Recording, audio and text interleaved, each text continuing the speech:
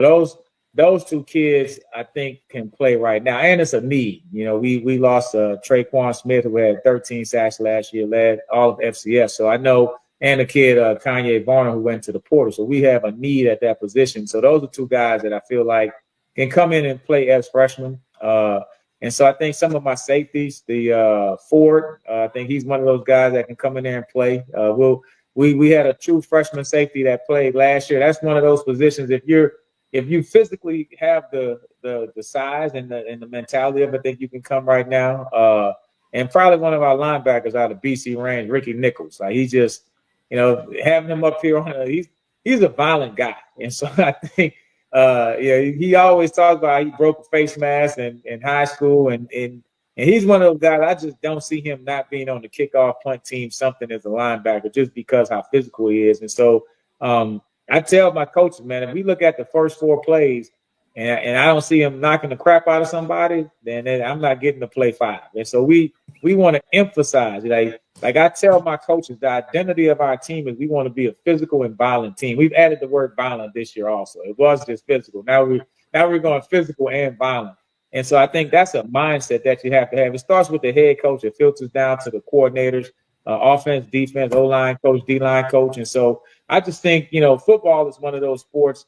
If you could keep it in that mindset of we're going to be more physical and tougher than you, which starts in practice. You have to have those type of practices. And then you got to recruit those type of kids. You can't have a finesse type kid and then all of a sudden you want him to be a tough guy. So we try to recruit tough guys. Like if I see an offensive lineman and he's not pushing people late, he's not trying to pancake, he's not stepping over him when he finished the block, what I'm doing. We're not just trying to block you, we're trying to dominate you. And I think you gotta recruit kids that fit into the mindset of your program. And I think that's what hopefully we're doing a good job of getting people that fit into the mindset of the head coach and then the coordinators. Hey, Coach, speaking of that, I want to follow up on that because one thing I want to point out and also ask you, how did that factor in? Coach, you came from, I'll say, a non-traditional coaching background into the head coaching position, right? But you were a defensive player in the NFL. Since you've been the head coach, I think you guys have finished #1 in defense in the SWAC since you've been the head coach at Alabama A&M. Did your experience as a defender, knowing what defense looks like, help you recruit the right kind of player, establish an identity? And also, Coach, how has your struggles on offense, right, factored into not having that same has your defensive identity hindered you offensively? Well, that was a sneaky way of saying his offense don't score enough points. Just no, Coach, no. It wasn't meant to be a slight. It was just meant to say. I'm just kidding. You came off the couch, Coach, and day one you had the best defense in the SWAC, and you've had offenses that, in my opinion, this is just my opinion as a fan and a commentator, that's held you back from winning what I believe, rightfully so. You've had defenses that could win the SWAC championship, but for whatever reason, you haven't because of your offensive production. So I'll let you address that however you want to, Coach. Yeah, so that definitely when I'm doing those 40 and 50 mile bike rides this time of year, I rode today and I was reflecting back. I don't know why, because usually I'm thinking more forward, but I was just reflecting back on the last 3 years and the players and the coaches, et cetera, et cetera. So, but yeah, I mean, I think as a coach, you have to look at the big picture, and you have to. When you don't win the championship, which is the goal every year, you have to ask, well, what did we do wrong and how can we improve? I don't think you can improve without taking a hard look of what could I have done better as a head coach? What could we have done better as a team? Was it a player issue, scheme issue, whatever it was, to get better at it? Because that's what we're trying to work to get better every year. And so I think for me coming into it, every team I've been on has always been special teams and defense. I've just been around a lot of defensive-minded coaches. I haven't had a lot of offense. Probably Tom Coughlin was the only offensive coach that was really a head coach. And I was with him for 2 years, but he was still a tough, physical guy. You know what I'm saying? Everything he talked about was still being physical. So, and I think that's just what I've been around. And so if we won a SWAC championship and the offense averaged 45 points a game and the defense gave up 40 points a game, I don't think I would enjoy that year. I don't want to be part of a team where the defense it's just like we just giving up touchdowns. That I would not. But when we beat Prairie View 9-6, that was a beautiful game to me. I was like, that was awesome, man. That was like I enjoyed coaching that game. So I think part of it is probably me. I would take some of the blame for that because I'm more of, once we get a lead, then my job is just to get out of there with a 1-point lead. Now, of course, I would love to win by 30 and 40 and we, high five and going through the fourth quarter and stuff like that. But when I'm looking at some of the struggles on offense, I think the first year, with D. Davis, he got hurt in the second game of the year, which hampered him in his development, and he didn't come back to game 4. And so I think he was on his way to having a really good year. I think that was part of that. The second year was moving in a direction that was a little bit better, but then once again we went from D. Davis to Stewart, and Stewart kind of got us there. Somewhat limited physically, but very smart player who won a lot of games for us and put us in position, but just came up a little bit short and winning. And this year, you get the quarterbacks hurt. So I think it was more the injuries than just if we can get the kid that's named the starting quarterback in week 1, whoever that guy is after those first couple games, to just be the guy throughout the whole year. And perform at the level that we think. I think the offense has been good enough, but from the quarterback position, I mean, it's a quarterback league. If you look at the last couple of years, the team that has the all-conference quarterback usually wins the conference in the SWAC. And so, and that doesn't mean that he has to be a 5,000 yard passer, but he has to be the most efficient quarterback in the conference who can play at a high level week in and week out. And so I think that's what we're missing from that offensive side of it.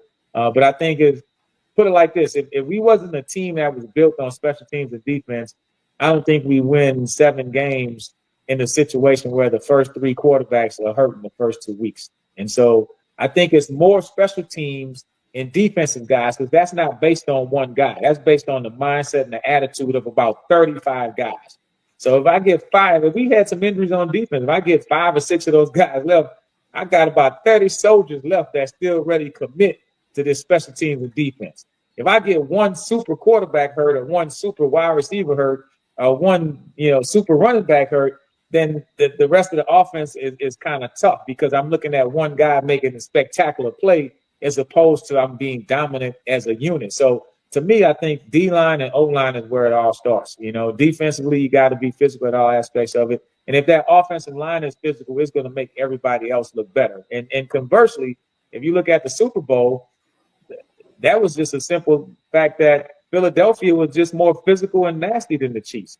Like, their defensive line just had a mindset that we're going to be more physical than the offensive line. And they made a great Hall of Fame generational quarterback look average because they were physically dominant from a defensive line standpoint. And so when you can do that, then I think you're going to have a successful season. But it's at this point, offensively, obviously, Coach Johnnie texts me and he don't tell you like every win or lose. Like he look at stats. I remember I think we played Bethune-Cookman. We ran for 300 yards, but we passed for like 15. Coach, you gotta pass the ball. I said, Johnny, we ran for 300, man. You gotta throw that.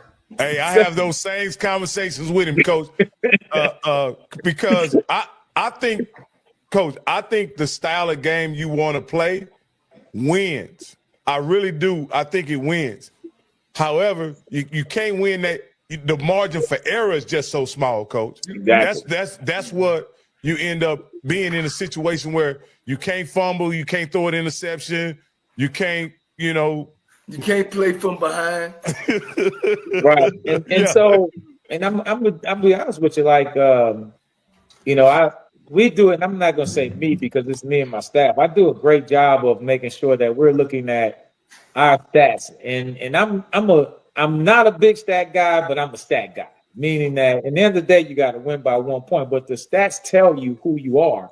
And so just looking through the stats of all of the teams in the conference, and one thing that we have to get better at it here is that we have to be better in the red zone.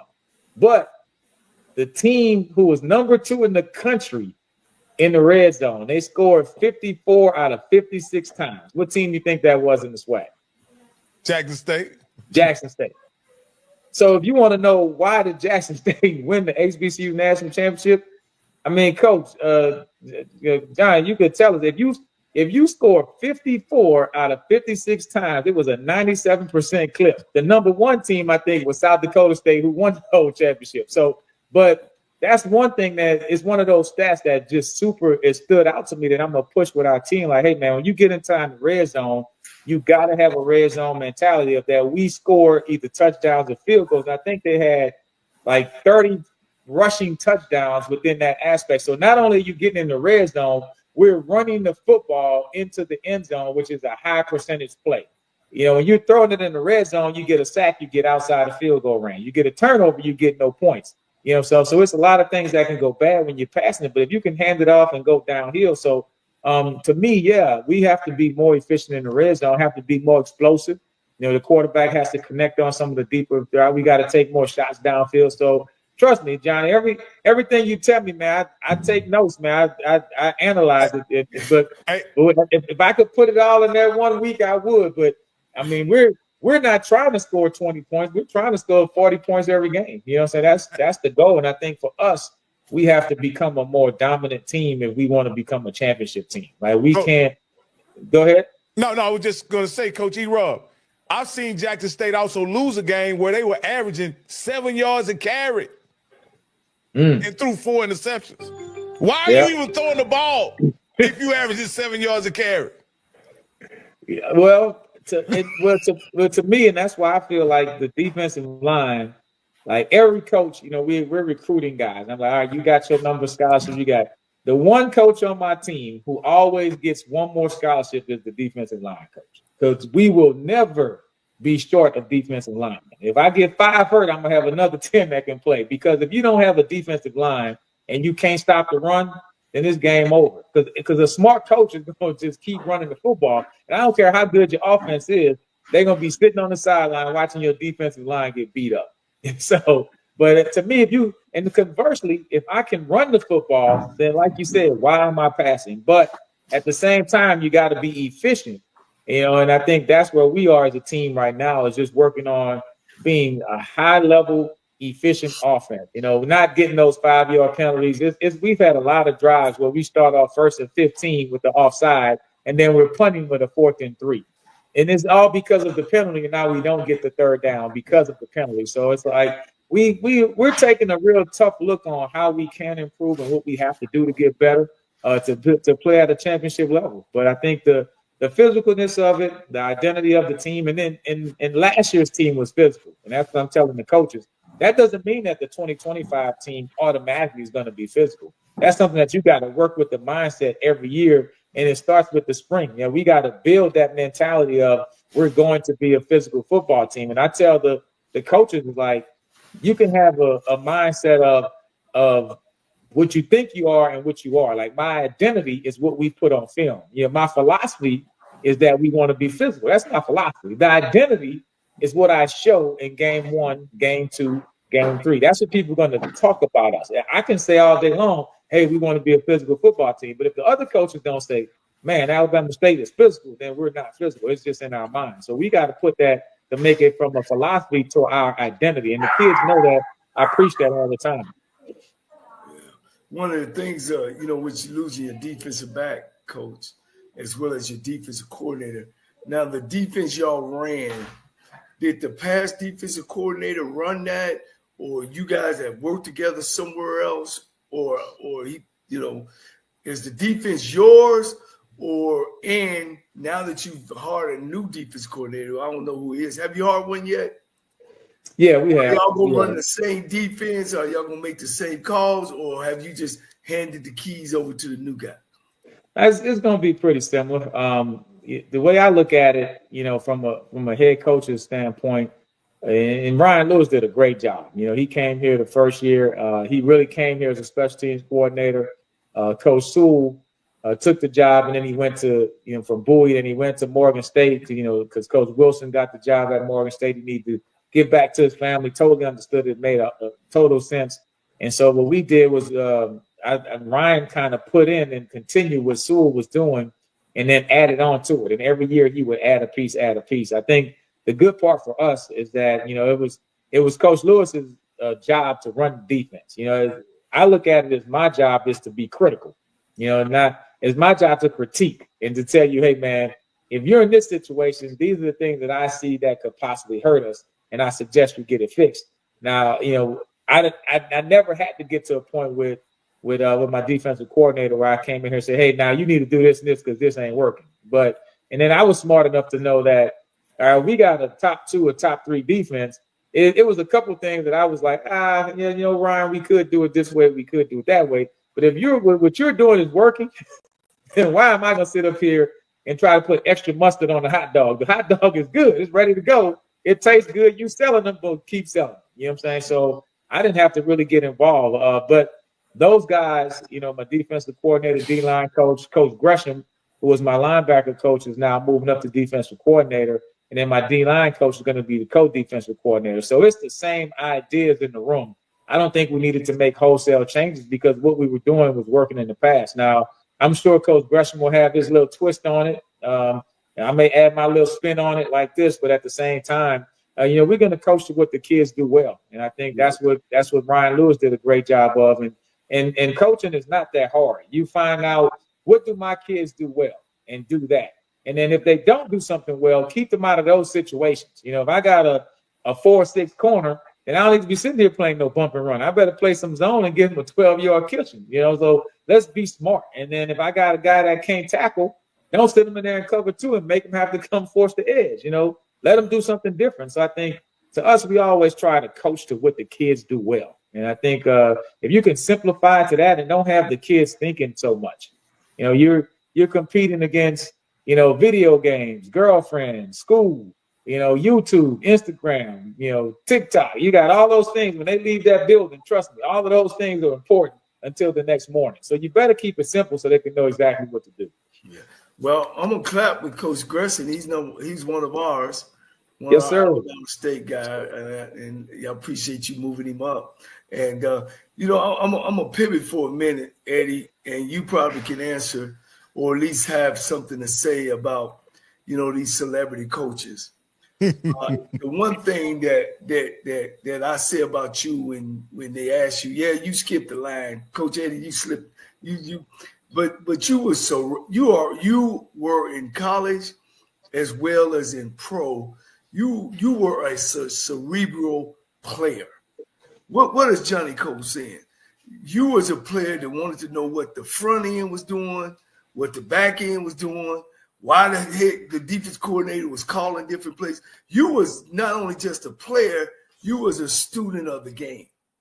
And I could tell when you used to call our games and talk that you weren't just showing up, sitting in that seat where you are for the first time, looking around the window like, now, what I do. You know what I'm saying? It's you already had an ideal of what you want to do because you have studied it. You was a cerebral player when I even coached against you of how you played and stuff. You know what I mean? You knew what was going on. So tell me, I got a problem with it, Coach. I got a problem with it. Tell me why your outcome, I really think, is different from the outcomes to come from pro players just walking into that spot. Yeah, so let's start with this. From a cerebral player standpoint, that goes all the way back to my defensive coordinator when I was in college with Coach Harper and then Coach Pritchard, who was my linebacker coach. We sat down with the real, and they taught me how to watch film. So I knew I can go get, with Coach Eddie Robb with Grambling, he was going to run the wing T, and his thing was, I don't care if they know our play. We're going to run our play so good that they can't stop it, And I remember they had a play where the tackle and the tight end were pulled, and I would wait all game for that play. And when that tight end pulled, bam, I'm right behind him to make a tackle for loss.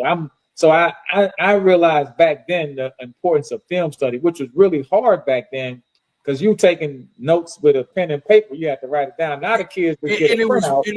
And it was real to real, guys. It wasn't real to real. Yeah. Real to real. And so when they say, and I tell the kids, when they say cut-ups, it was because you took the reel to reel and you cut it to make the tape into one reel. Now everything is you sit at home with your tablet. Hey, give me all of the plays with 3 wide receivers where they throw it to the left, bling, and then they all pop up. So it's like, there's no reason not to be a smart player these days. If you're not smart, it's you're lazy. That's what it is. We have to like work to get that information. And so I always felt like that I would get into coaching because I've always had, even when I played, I would do a football camp at Texas Southern. I would do a football camp in Montgomery with Reggie Barlow and those guys. And so I thought I would be a linebackers coach at the NFL level. That's what I thought that I would do. But just raising my kids and getting into coaching other kids, but not in the collegiate level. But then the broadcasting helped me out a whole lot. And I tell people, I was like, I did ESPN games for 8 years. And I think, Johnny, you're doing it now. So you can realize, so every week I'm looking at 2 coaches and what's my job? To critique both of the coaches in situational football. Right. And so then I'm interviewing 2 different coaches every week. So if I do 10 to 12 games a year, I'm interviewing 20 to 24 coaches to giving me their philosophy on coaching. So trust me, I've heard a whole lot of different philosophies of coaching, and then I go and analyze the game, and I'm trying to predict and critique. Well, should he have called the timeout? Should he have not? Should he have went for it on that? So those are all coaching reps, and so I think for me it helped out a lot. Like everything that happened in my life outside of coaching helped me when I got into coaching. So that's the first part of it. So I think that's how I got into the mental aspect of the game, and then as a player, I really got into watching film. Like I enjoyed, if you look at some of my highlights, in some plays you can see I'm smiling and I'm laughing because this is a play where I watched the film study and I should have been dropping in the flat, but they never took this tight end out. So I just blitz and make a sack. And it's hilarious to me because they haven't changed what they did all year. So I love when we can actually, make a play defensively based on that they think we're dumb. You know what I'm saying? So because they're too predictable, which is mean that you don't have respect for the defense, right? And so and I'm trying to teach that same stuff to my linebackers. I met with Bubba the year before last, Cunningham this year. I meet with those guys on Thursdays, and then I just give them it's the PhD version. I don't even meet with my young linebackers, so I don't want to confuse them. They got to be the older guys who can kind of absorb that knowledge that we're really trying to predict what the offensive coordinator is going to do in a certain situation so we can impact the game and make a big play. And so that's how, for me, I knew at some point I would get into coaching, but just to go to the head guy, Johnny, so I'll address it like this. So first of all, I feel very blessed and fortunate to have been given the opportunity to be a head football coach. I don't take that for granted. I think in not only in the community, but more important in the Black community, when people call you coach, I mean, other than like pastor, doctor, teacher, the barbershop, the coach is the guy in the community that people look up to. And so I've been in little small towns in Alabama where people, they say, hey, man, you the head coach. You the head coach at Alabama State? I met Coach Van Cleve way back in 19. So they don't care about Eddie Robinson played in the NFL, played in the Super Bowl. You are the coach at Alabama State. And that means something to them. So I don't take it for granted of being the head football coach, especially at an HBCU. I think it's a true honor. And so, but when I took the job, Johnny, and I guess you'll appreciate this, it's a couple guys that I had to call and apologize to because I knew that these guys would have been great candidates to be the head coach at Alabama State. And I realized that I was skipping the line and I was appreciative for the opportunity. And so, and I think the guys like you call them celebrity coaches, I think when they take the jobs, they have to take the jobs with a sense of humbleness to realize that, hey, I did not go the traditional route, but at the same time, it's some other coaches who I'm taking the opportunity for those guys. So you got to be appreciative and humble and not go in there like, yeah, I'm going to show you guys how to coach because I've been in the NFL, et cetera, et cetera, et cetera.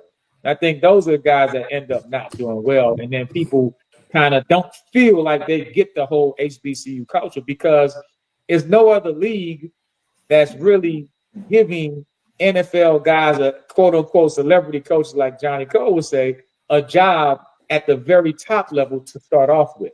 And I think those schools, their own alma maters, the other PWI schools, usually don't have that type of love for those guys, but we do at the HBCU level. So when you come into it, you have to be very appreciative and you have to be humbled by it and truly be humbled by it. And then there may be some guys that you need to apologize to say, hey, man, you're a great coach and you've been doing this for 20 years and you deserve this opportunity to be a head coach. And I know I got it in front of you, but trust me, man, keep working at it. And I hope and I'm going to try to help you to be a head coach one day, because I realize that I got an opportunity that other people also deserve. And I think that's how you have to look at it. Have any of those guys reached out to you? Because you are the closest and most successful guy that, have came off this is not nothing towards you, with off the couch and got into the CEO role of sort of. Have they reached out to you maybe to see, hey, coach, what are some of the things you done? Because one thing you do, Eddie, too, is, and this is how prepared you was. And like you say, this model has been, we've always had NFL guys come in and coach in the SWAC or the MEAC, but most of them have had coaching before that. But have they reached out to you, and then one thing about you too, Coach, when you got in it, you hired some fraternity brothers and some people with some friends. But one thing about you ain't afraid to, you had to move away from some of that as well. So a lot of burden was on that as you continue to progress as a coach. Yeah, well, now those guys haven't reached out to me, and I'm sure that they have some mentors, and I think, my recommendation to those guys would be to get some mentors, and get some former head coaches in the building, some guys and some HBCU former head coaches that can really tell you, hey, this is what to expect at this HBCU, fraternity that we're in and at our schools. And so you kind of know how to navigate. I mean, I knew a lot of it just from talking to, you guys and your brother LC and stuff like that, and just being around the program so much. And then, broadcasting, I'm hearing the same thing from all the different coaches. I know they're not lying. Everybody's saying, if everybody's having the same complaints and the same, things that are good, then I realize that that's probably pretty much across the board. So, and I think that's what coaches have to really, have to understand. Like, hey, man, you're not the first one to do it. So don't make the same mistake that the coach before you made. You know what I'm saying? It would only make sense to reach out to the guys. Hey, man, what were the things that were good, and what were the things that you wished you could have improved, or what helped you to win, or what stopped you from winning at the level that you wanted to win at, et cetera, et cetera. So, but I would be open for a conversation just to. Hey, Coach Cole, you don't remember this? And so you're not going to be disrespectful the whole week in the media. You don't remember this? He don't care nothing about no celebrity coaches. He's the guy that said he ain't swag. I'm swag. Hey, you know what's so funny about that? Why do I feel that Trey Oliver's going to say to D-Jack or Vic, you ain't MEAC? Why do I feel that is coming? Because let's be honest, Trey Oliver and Eddie Robinson got a lot of similarities. These are some tough cats that played in the league, that grew up in this league, that understand, and they're homegrown guys. So I'm going to tell you, Coach, so listen, Coach, if Trey Oliver said that, you tell him he owes you $100. Because I'm telling you, he's going to say it. He's going to say it, Coach. Trey Oliver's going to say it. He's going to say it. He's going to try to beat the brakes off of them, Coach. Yeah, I talked to Coach Chennis at the convention. I said, man, that MEAC press conference is going to be real interesting this year. That's going to be fun. That's going to be fun to watch all of those guys interact. But I think part of it is going to depend on how Coach Vic and coach up at I forgot his name, Delaware State, Jackson. Yeah, DJ. I think it depends on on their attitude. I think if you come in humble and appreciative of the opportunity, then I think people will gonna they'll be open to it. But if you come in thinking, hey, we're gonna teach these guys how to coach, then that's not gonna go too well. So I think and I think both of those guys are gonna be humble about it. They both seem like quality individuals. And I think they have enough HBCU coaches around them to say, man, it's some really, really good coaches in the HBCU ranks. I mean, we played Central tough physical football team. You know, they played the game like it's supposed to be played. Our quarterback threw an interception, and there was 3 defensive linemen trying to knock him out. So I'm like, hey, that's football. Until they change the rules in the college level, that's what you're supposed to do. In the NFL, you can't do it. But every good defensive coordinator that I had, that's what he told us to do. The first thing you do is go get the quarterback. And they did that. And so, I mean, I love the way they play football. They had a tough running game. And so, yeah, they're going to be a tough team this year. And South Carolina State, Morgan State, all of those guys. So it's going to be an interesting MEAC year. So I tell you, those SWAC coaches, Eddie Robinson, Marino Castle, Gunslinger, you guys know my head coach, Lionel Taylor, right?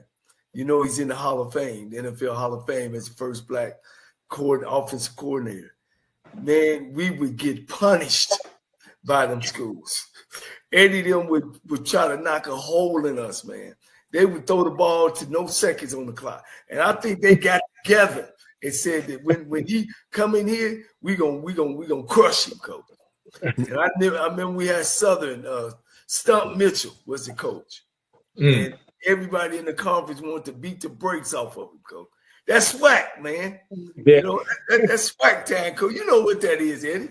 That's SWAC. Yeah. You get your best, you're gonna put your best work together against them because it's a challenge, you know. Yeah, absolutely. And I know I mean we know the type of quarterback that Coach Michael Vick was. And so I mean, yeah, if you coaching against him and you probably rooted for him when he was playing, I mean, I think the SWAC it's such a great conference because it really sometimes just goes back to when you're playing in the backyard where one neighborhood playing against the other neighborhood, and you may have a helmet and he might have shoulder pads, he got on cleats, you got on all-stars, and y'all just going out there and going at it and just playing so hard and so passionate. And I think that's what makes the conference so good is that the kids really compete at a super hard level.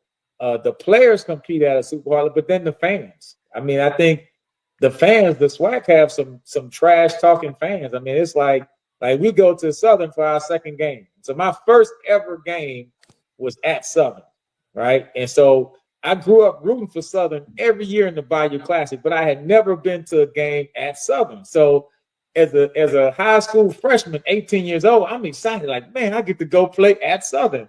Man, they was throwing toilet paper out the dorms at us, cussing us out, shaking the bus. I'm like, man, this ain't nothing like the Bayou Classic. So I mean, I'm terrified. I'm like, man, I couldn't get out that stadium fast enough. So I'm like, man, it's not like the Southern fans that I see in New Orleans for the Bayou, but it was just a totally different look. So I'm gonna have my kids mentally prepared to go to the Bluff. So I'm gonna have some true freshmen, and that's gonna be their first game going to Southern. Like they better be ready to play, getting off the bus. And I think that's what makes playing in the SWAC just so great. And we go on the road to Jackson State for their homecoming.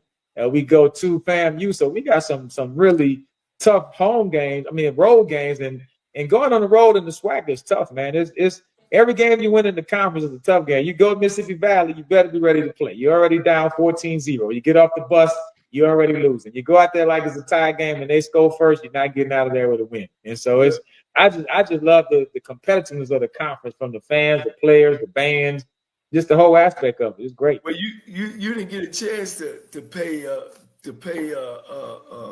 my man over in Colorado back. So but now you can get Terrell Buckley. Hey, Coach, I was gonna bring that up, Coach. Hey, this is just something I noticed when I was looking for a flyer to do for the game. I was just looking through a gallery of pictures of you, Coach. And one thing I noticed is that when we met you at the spring game, you guys invited us over to the Hornets Nest. You weren't the same guy that refused to hug Dion that day. You were such a nice and gracious host that day. And then today, you come on, you're smiling, you're such a nice man. But Coach, when I was looking for photos, and most of them were game day photos, this is not the guy I see on game day in those photos. You have to be two different type of people. I got one of my freshmen, kid from South Florida. So I'm telling him, I was like, hey man, I said, I said, Coach is cool, and we laughing and joking. And he came up early in the spring, so he came in January. So ended up playing for us a lot. He'll probably start for us this year. Great kid. And so, just going through the spring, and in the spring, I may give him a little taste of it, but I'm like, look, man, once the season starts, you come back in August, Coach's gonna be a little different type of guy. So once we get into the season, my go-to song in college was Scarface, Ghetto Boys, Mind of a Lunatic, right? That I know it from beginning to end. So I come in there with my little speaker, and I'm like, I'm going insane. I can't be quiet. The Mind of a Lunatic, consider psychotic. So I'm rapping the whole thing, word for word, cuss words, everything. The kids like, whoa. I say, hey man, it's the first week of the college football. So then they're like, man, Coach on some different stuff. So what I tell people is that, what it takes to be an NFL linebacker, the type of the mindset, the mentality of like I'm trying to knock you out the game. I'm not trying to tackle you. I'm really trying to hurt you. Like I'm really hoping that you get knocked out of the game and get to come back and play next week. That's my goal. I ain't trying to permanently hurt you, but I'm definitely trying to knock you out this game, right? And so for me to have that type of mentality, and I have that same type of mentality as the coach, like I'm trying to intimidate you, dominate you, the whole thing, right? I don't care about you, your fans, your cheerleaders, your president, all of that. I don't like none of y'all. I hate everybody. So, but you cannot have that same mentality every day of the week. So I tell the kids, like, you got to get to that point, like on Friday, getting into Saturday, you become a different person. But then after the game, which is why you see so many incidents in the NFL when guys go out to the club after the game, horrible decision, because the adrenaline and the emotion, I mean, it's like being in a brawl, like, and all of a sudden, bloop is like, stop. And so when I tell them, like, you got 60 minutes to legally do whatever you want to do to another person. And then at 60 minutes and 5 seconds, now it's assault. You got to stop. You know what I'm saying? And so you got to teach the kids how to get to that level, but then come back down. And so it's just, to me, I don't think you can play like football. Is not like tennis or golf where you shake hands and how you doing and all that type of stuff. I mean, it's a different mindset. And even with the coaches, I think that's the good part about the convention, because then I can have a relaxed conversation with a TC Taylor. We talk for about an hour at the convention. I can have a relaxed conversation, because when game day comes, it's like, I'm not your friend no more because you're trying to beat me and take my job. That's how I look at it. I take everything personal on game day. So yeah, you got to be a different person on game day. I just don't see how you can walk into the game laughing and joking. That's not me. That don't work for me. So maybe other coaches can do that, but not for me. Yeah. Let me take you back for a minute, Coach. Again, I'm on this celebrity coaching thing, because what I'm trying to do is put our viewers and, of course, my guys into a mindset. Every pro guy that you've played with, there's a difference between a cerebral professional football player and a guy just out there playing. I know my position. I know what time I'm supposed to get there. And then some of them don't show up on time at all. Some of them are addicts. Some of them are, but when that clock come on, they know they role in their position. So is that true? You've played in the league, you've seen some coaches, players like that, he dumb as a rock. Kind of go through that scenario, because every player, because I want people to understand what's a cerebral player. Because there's some college guys that play, they damn great, right, but that's all they know is they goddamn position. They don't know, the cleaning person or the trainer or the equipment room, but you go through that, Coach, because you've had that experience on that level. Because you at that level don't mean you know the whole game. Yeah, and like you said, my thing and Greg Williams was like, hey, if you didn't watch film, and Jeff Fisher was the same way, Buddy Ryan, all of those guys, and Buddy's defense was extremely complicated. But if you didn't watch film and you didn't put in the time during the week and learn the playbook to that level, then that means on game day, then you do exactly what the other guy tells you to do. Like, I don't need 11 smart guys.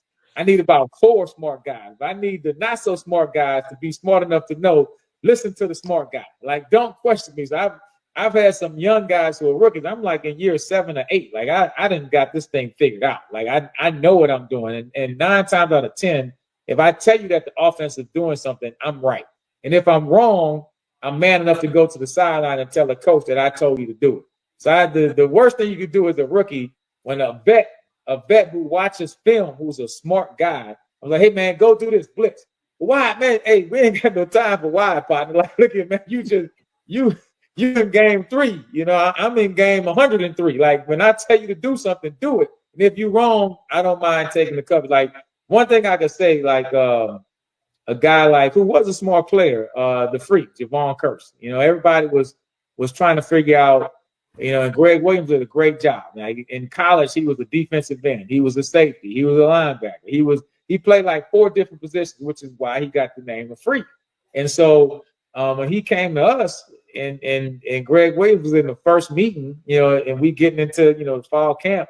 He's like, hey man, you know, Freak, whatever your name is. He said, all you're gonna do is put your hand in the air. Put your hand in the dirt and your butt in the air, and get the white man with the brown ball. As we ain't gonna make this stuff complicated for you, just go, right?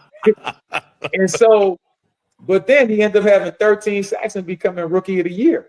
But we took all of the guesswork, because when you have an elite player with elite talent, then the worst thing you can do is have a guy out there thinking and trying to figure out what to do. But he was a smart player also. He was able to combine both of that. We shouldn't give him no head job, huh? We shouldn't give him no head job. Hey, Coach. Who's that? Coach, let me break this down for you, Coach. What he want to say, when you have a hyper athletic quarterback and a deep threat as coaches, can those two guys be effective head coaches? That's what I want to say. A hyper athletic quarterback that was known for not being cerebral, but was known for being a human highlight. The Michael Vick experience. I ain't asking Coach. I'm not asking Coach that. We just who is known as a deep threat to take the top off the defense, right? Can those guys be effective head coaches? That's what he's asking you, Coach. Get him, Bishop. No, I'm not. Get him, Bishop. I got it. So I would say this is, so if you look at the role of the head coach, is and this is how I look at it. All right, and this is what has been working for me. It's not my job to come up with an offensive game plan. It's not my job to come up with a defensive game plan. It's my job to point out when the game plan is not right. And then I got that from Coach Markham. You know, I use my Coach Markham vote. And shit, it's their job to coach. It's my job to tell them when it ain't right. And then I'm gonna tell them go fix it. You know what I'm saying? So if I'm looking at my offensive coordinators, I'm like, hey, coach, now, all right, these guys keep coming off the edge. Like, what's the solution to that? You know what I'm saying? And get me the solution before we get into the game. But I'm looking at my punt team, like, all right, man, they keep twisting. They didn't block 2 punts in practice. Like, that don't look right. Let's make sure we get it fixed. I'm paying the coaches to fix that, but it's my job to understand, hey, that don't look right. So as head coaches, I think anybody, including, you know, Vic and Jackson, they got to be able to say, hey, now look here, I've been doing this enough that this concept does not look good. And then you got to be able to tell the coaches that, hey, this is why. You know, and then so you have to know football from that standpoint. Then you have to be able to manage the game and lead men. Like, you got to be able to, you know, I remember my first game, and this is with Coach Gresham, right? So you'll find this funny, Johnny. So we're out there. It probably was the Howard game. It's the first game. So I'm still getting my sea legs under me. You know what I'm saying? Because it's one thing, everybody wants to be a head coach until you're the head coach, right? So everybody looking at you like, hey, give us the speech. What's the pregame speech? All right, let's go. So now everybody's looking at you for the answer. So I was asking Coach Gresham when we get into field goal range, like right around the 30-yard line. So I said, Coach, what we gonna do? He looked at me like, you the coach, you tell me, are we gonna go for it or are we gonna kick the field goal? So I was like, you forgot. I said, yeah, that's all. So I had to play. I said, yeah, let's kick the field goal. But it made me realize, like, okay, this is my decision. And so me and Coach Gresham, we laugh about it now because he was a special teams coordinator. Like, yeah, Coach, you asking me like what to do. Is like, all I do is tell you we good from 38 yards. It's your decision of do we kick it or not. And so it made me realize real quick, like, okay, coach, you better have an answer to all the different problems that could happen in the game. And I knew it, but it had to be like, hit me in the back of the head, like, all right, this on you, partner. So I think every head coach, coach. Yeah. So, coach, your first head coach, and when you actually the head coach, did you kind of go through that like all the decisions are on me now? You know what I'm saying? Do we kick off? Do we receive? Do we, everything? You know what I'm saying? Well, fortunate for me, man, I was able to come behind my brother, man, and kind of watch. I got a little hand up on folks, because he made me a part of some. I was right there. You know what I'm saying? With the decision making part of it, right? The decision making. You got to be ready. Because they do look at you. Everybody do look back at you and find you like, what we gonna do? You gotta be ready. You gotta be ready to go. And you gotta have a answer with confidence, because everybody's looking at you as the leader. Whether you believe it or not, you got to deliver the message with confidence. I think it's a skill to it. I think it's an experience factor too. And so I think both of those guys are going to have to. I had to catch up with it quick, and because the season's not waiting for you to figure it out. It's like the games are going. Your first couple years, you surrounded yourself, with some good guys, You know what I'm saying? But when it came to the football part of it, those good guys, y'all turn, like you say, you turn into another nature when you get ready to go in them six. Everybody does that. Yep. And they will eat you up, like you just told me about. When you make that decision, you got to make it confidently. Because if you don't, those guys gonna look at you in a different way.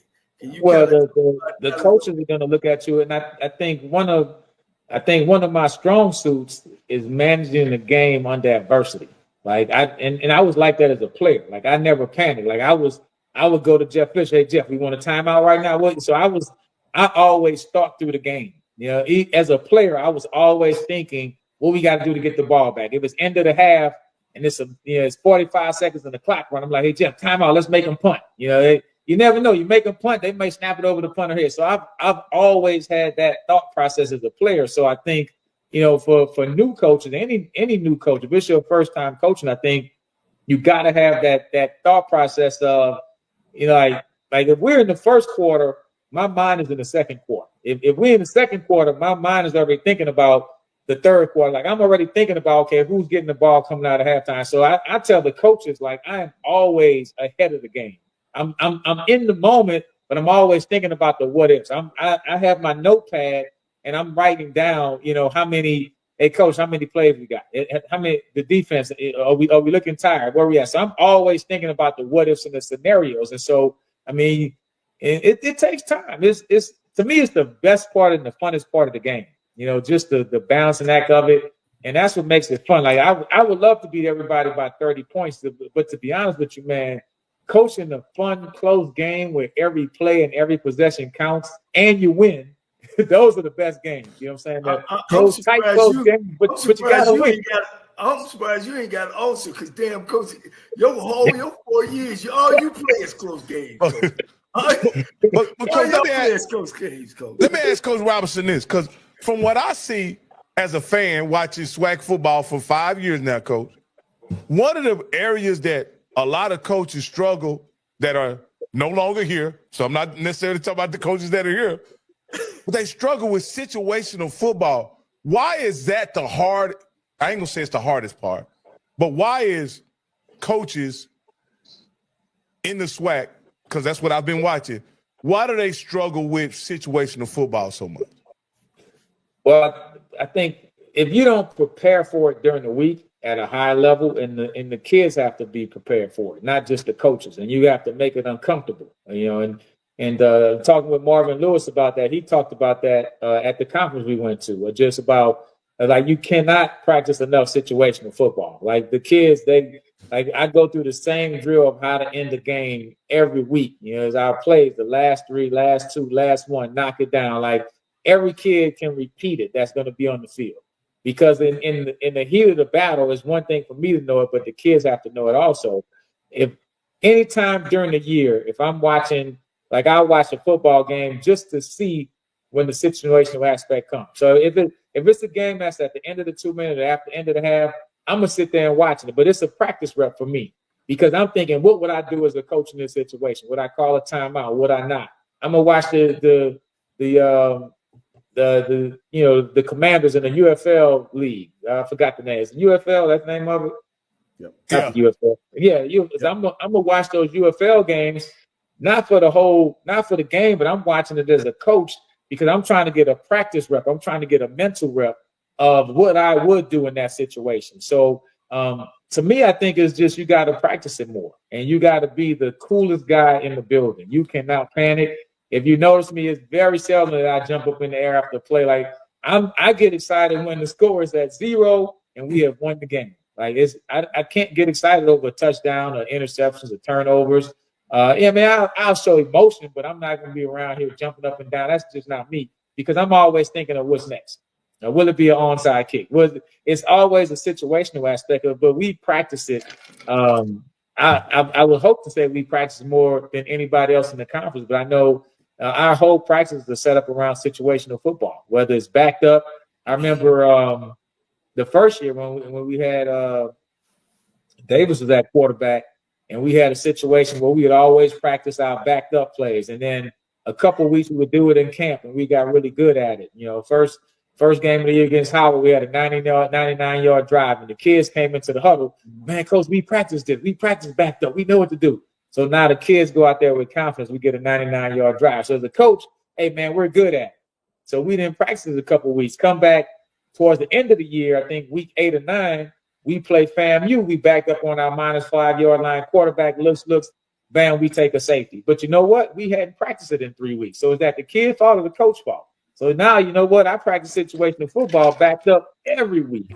We would never go a week without practice. So some of it is just from the experience aspect of messing it up and then hopefully getting it right the next time. So, yeah, well, maybe the kids will make a mistake, but it won't be because we haven't practiced it numerous times. So I think it's just the repetition aspect of it and realizing how important that is. Like we practice taking a safety every week. You never – like it's some things in football that think happen once every 3 years. What's that? Coach Cole finna get sensitive. He think you taking a shot at him. Because TSU lost a game last year because they didn't take a safety. It hurt it. They lost to their rival. I mean, they lost to something. I missed that one. So that was an anonymous player. That wasn't intentional. So, but well, let me go back. They own the 10-yard line. It's 4th down. All right. It's 45 seconds left on the clock, and they had to punt it. So instead of, and they were up 7. They was up 7. And I think it was 20 seconds, Coach. Yeah, was it 20? I know the clock was eating up. So instead of just taking the 2 point and then go get out and then kick the ball down to them, and now they got to go 80, they tried to punt it. And of course, he got blocked. Now he missed the ball. Yeah, but they got it on the 10-yard line, got blocked, and they recovered it on the 10-yard line going in, and they went on to tie the game and then beat us in overtime. So that was tough. But I'm gonna tell you, so the things that I practice the most in situational football, and I tell the kids, is because I have lost the game because of that. And some of those things, you got to burn your hand on that stove to get it. It's like trust me, when you lose a game because of a Hail Mary, a tip pass, or because of a penalty, I've lost a game in the NFL where we stop them on the 4th down sack, and we get a roughing the passer. They get a 15-yard penalty, kick a field goal, and win the game. Man, that hurts you forever. You never forget that. And so I pray that my team is never in that situation where we lose a game because of that type of situation. So they we rehearse that. Like how do you end a 2-minute drive? You get a sack. How do you lose in 2 minutes? By giving the penalty, by letting them get first. Penalties is like fouling and they getting free throws. Like they moving the ball and the clock's not moving. So it's certain things that you cannot do in football. Coach, please don't tell me you was on that team in 1994 that lost in Buffalo. Please don't tell me you was on that team. I was on that team, but it was 92. It was 92. Yeah. That's my rookie year. Yeah. Yeah. Put this one in. Put this one in your crawl, man. Always know where the best side, the best hash that your kicker can kick the field goal. And we were playing Tennessee State, and the kid kept on saying, I want it on the left hash. And this is what working with your brother. He said, no. Put my man and let him play out to the right side, and let's just throw it to him and let him do his thing. So we did that, and now we on the right hash, and the damn kicker missed the damn ball, a damn foot to the right of the damn goalpost. And we could have went like 10-1 that year. But so now the first thing, of course, Eddie, you're gonna be thinking in your mind. I'm gonna tell you, like my man on Ricky Smiley, when he be playing that music all the time, it's gonna be in your mind all night long. Yeah. So now you're gonna remember this. You're gonna be like, hey, what's that? The kicker kicked him. What's his best hash mark? So you're gonna remember it. It's funny you say that because Buddy Ryan, he would always tell us, he used to coach with the Vikings, right? And when they would run the trap play, he would, you got to play inside the trap play. The linebacker can't play on the outside. You're going to get us beat. And I'm like, why is he so emphatic about this? Well, the reason why, he was coaching linebackers for the Minnesota Vikings when Tony Dorsett went 99 yards because the linebacker did not play inside the trap. So he gave up the longest run in NFL history because what the linebacker didn't do. So for him, that's something that was sentimental. If you did that as a linebacker, you might get cut. Like the same thing. There's a lot of things you could do, but do not play outside the trap when they come in with the trap plays. It's just certain things as a coach. When it happened to you, you're like, you know what? I might lose a lot more games, but I will not lose because of that again. You know what I'm saying? So, and it's just experience, man. Losing games, people don't understand.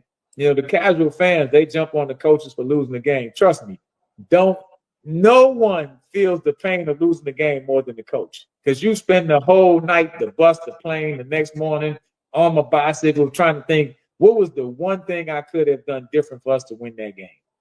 So that's just a part of it. But when you win, of course, you move on and you don't think about all the what ifs, but I look at it and I tell the kids, hey, man, what should have happened. And so if you have any other thought behind that, then you're going to keep going through that game. I know we lost to Grambling. It was a kick. A lot of things happened in the game, but at the end of the day, it came down to a kick, man. It was that, man. When I tell you it was so hard to get over that game because it's just man, that game was so hard. I'm middle of the week on Thursday, and I'm still thinking about that game. Yeah, when you lose one, Coach, you were on your fourth-string quarterback, weren't you? Yeah, but still, that's one that we been in the game, Coach. Nah, we don't think like that as coaches, and the fans don't think. It got to the point where, we moved in Key. I mean, he said, "Hey, my name is Danny Wilson, and I won $500 on the lunch break with AJ Jones."